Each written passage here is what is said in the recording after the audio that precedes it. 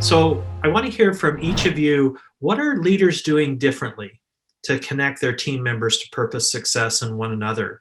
And will we see some marked changes that will continue between how leaders and employees interact with each other as we move forward? Assad, let's start with you on this answer and get your feedback, please. Thank you. I think one of the things, and thank you, Gary, for the question. I think one of the things that we're equipping leaders to do is removing some of the stigma associated with mental health and wellness.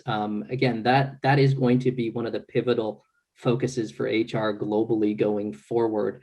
And so I think helping leaders with the tools and the techniques to look at people's mental health and wellness, address it, have the resources and the right resources at the right time.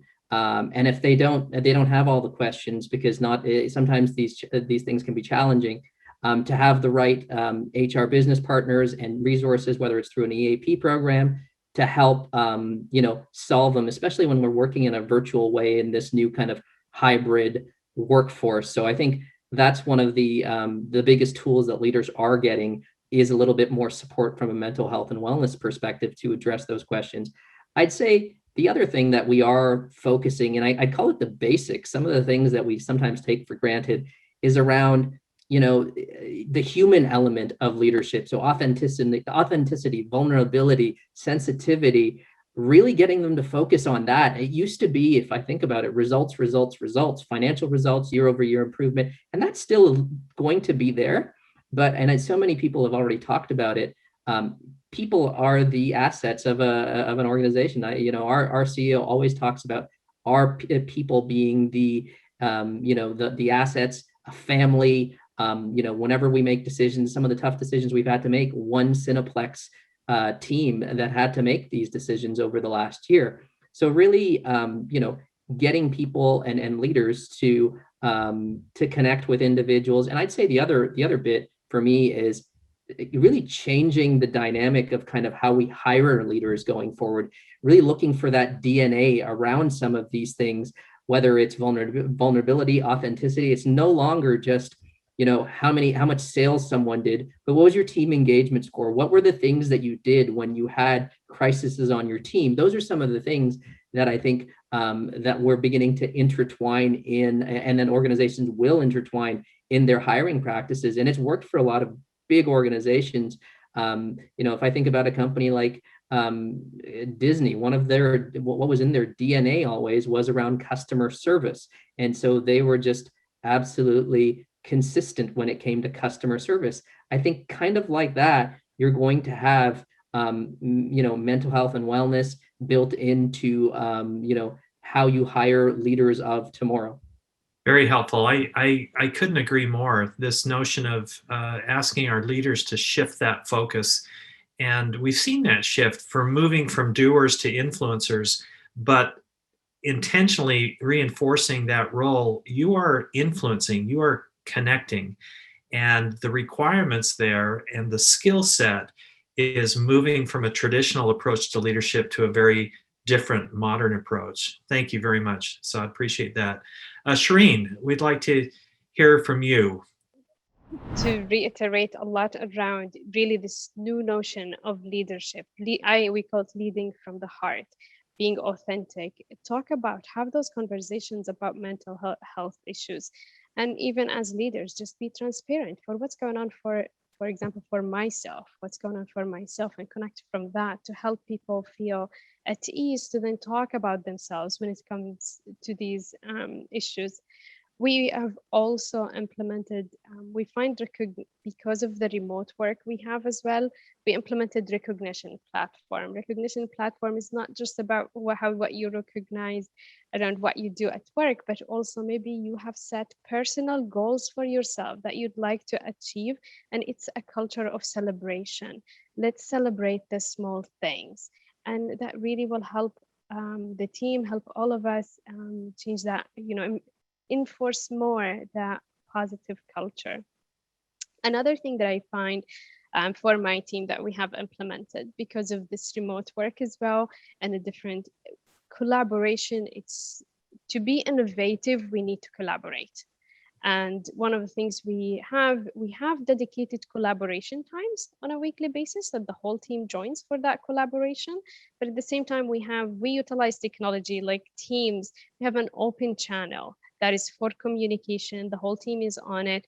And if anyone have any questions, whether it's related to work or something outside of work, they can post a question there and people respond. And it keeps that momentum of engagements going.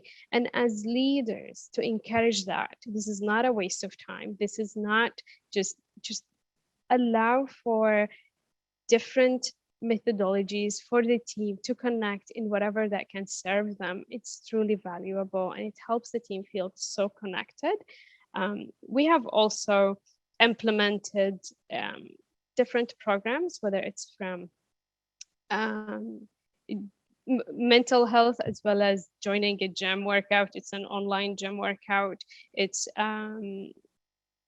different learning programs and speakers that we brought, and just encouraging our workforce to join and take time to connect with that. And as a leader, really, as leaders take time to connect, and as leaders encourage your employees to connect as well.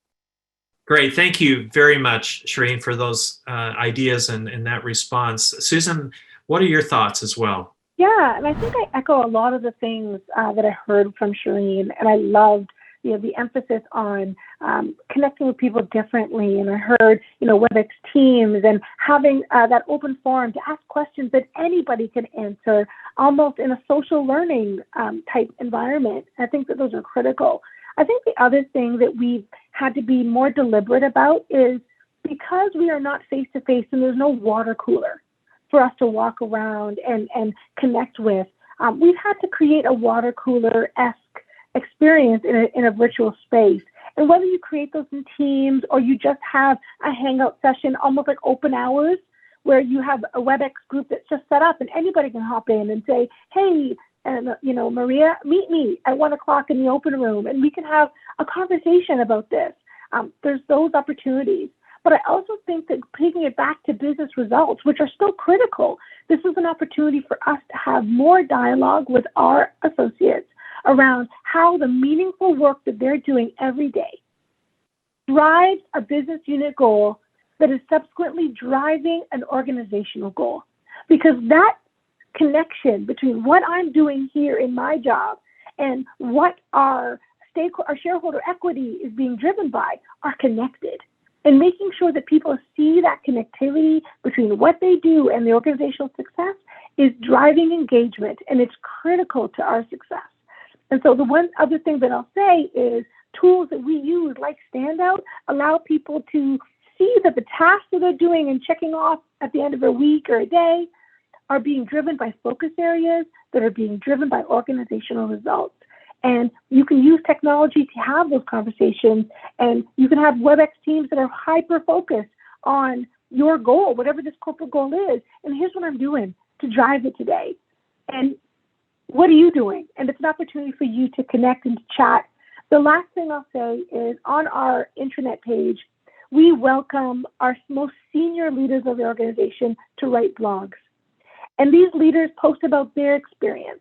We have leaders who work in Canada but are from the US, or we have leaders who work in Canada but are supporting US or other global entities. And they write these blogs and talk about their experience and give everyone an opportunity to lean in for a minute and understand their world and kind of demystify some of the things that you may have misunderstood for the longest time. And I think that connectivity, again, does both communicate, that we talked about earlier, it engages, and it helps us be inspired to drive our corporate mission forward. I love this theme of connectivity and connection.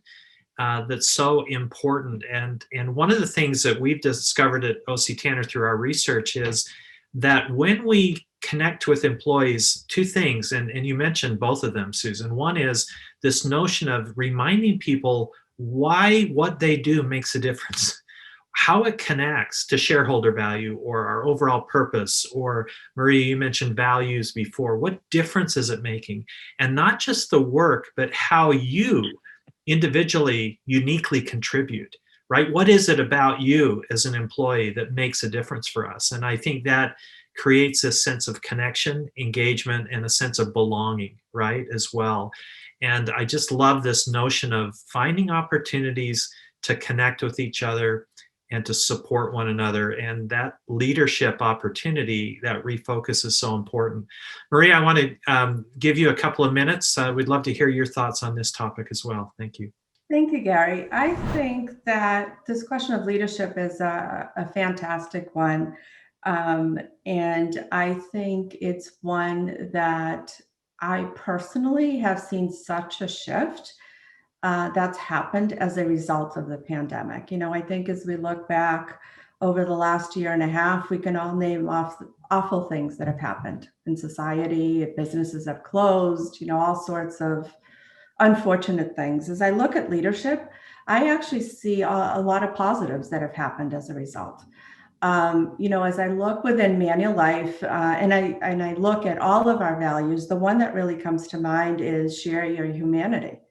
And I have to say that is the one that has been most demonstrated over the last year and a half.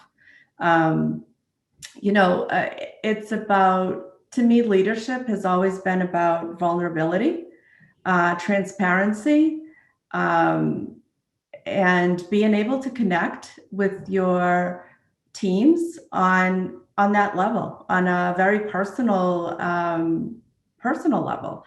I think that just builds trust, and in the end really has a long-term impact on engagement, loyalty, your ability to retain talent and attract talent.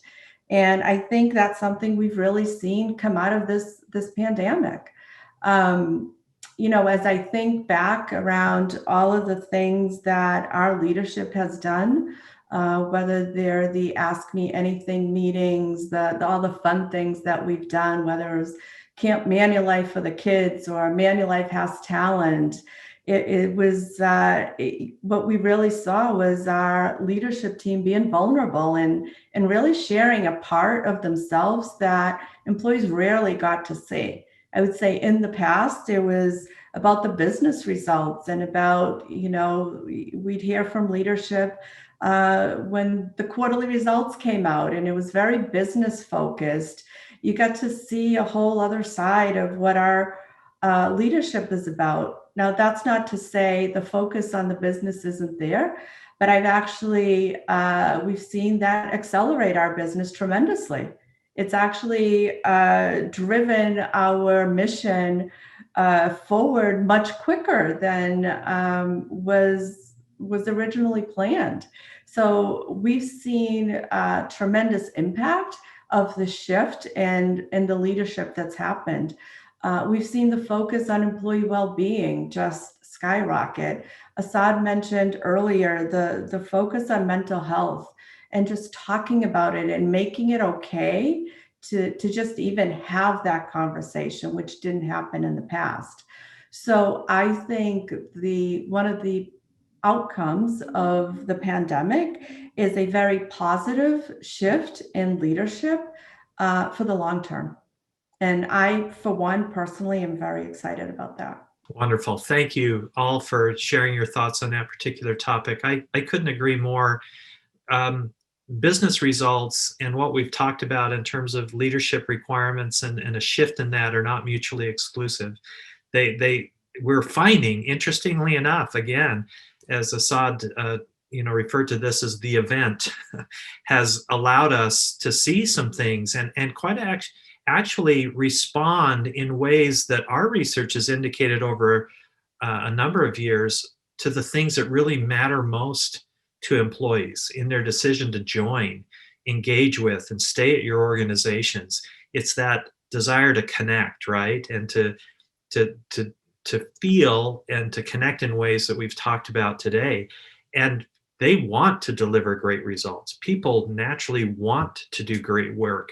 And if we continue to intentionally create workplace environments where people feel confident and connected and can thrive and can really bring their whole selves to work and engage fully, those business results take care of themselves. And I just couldn't agree more.